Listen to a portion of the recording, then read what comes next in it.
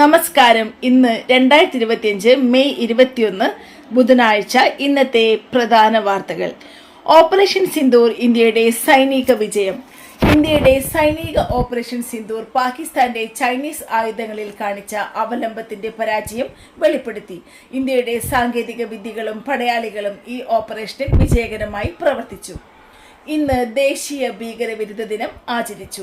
മുൻ പ്രധാനമന്ത്രി രാജീവ് ഗാന്ധിയുടെ 34ാം ചരമവാർഷികമായ ഇന്ന് ദേശീയ ഭീകരവിരുദ്ധ ദിനം ആചരിച്ചു.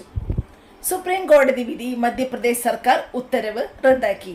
മധ്യപ്രദേശ് സർക്കാരിന്റെ IAS ഉദ്യോഗസ്ഥർ ഇന്ത്യൻ ഫോറസ്റ്റ് സർവീസ് ഓഫീസർമാരുടെ പ്രകടന വിലയിരുത്തൽ റിപ്പോർട്ടുകൾ അവലോകനം ചെയ്യണമെന്ന ഉത്തരവ് സുപ്രീം കോടതി റദ്ദാക്കി. പ്രൊഫസർ അലിഖാൻ മഹ്മൂദാബാദ് ജാമ്യത്തിൽ പുറത്തിറങ്ങി.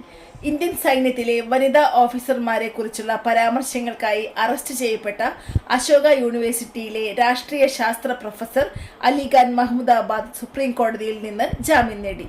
അദ്ദേഹത്തിന്റെ സാമൂഹിക മാധ്യമ പ്രവർത്തനങ്ങളിൽ നിയന്ത്രണം ഏർപ്പെടുത്തി. ഇന്ത്യ UAE സാമ്പത്തിക സഹകരണം ശക്തമാകുന്നു. ഇന്ത്യയും UAEയും തമ്മിലുള്ള സാമ്പത്തിക ബന്ധം 21ാം നൂറ്റാണ്ടിലെ ശക്തമായ പങ്കാളിത്തമായി മാറുന്നു.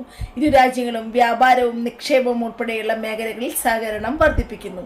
ഇതോടെ ഇന്നത്തെ വാർത്തകൾ ഇവിടെ അവസാനിച്ചു. നന്ദി, നമസ്കാരം.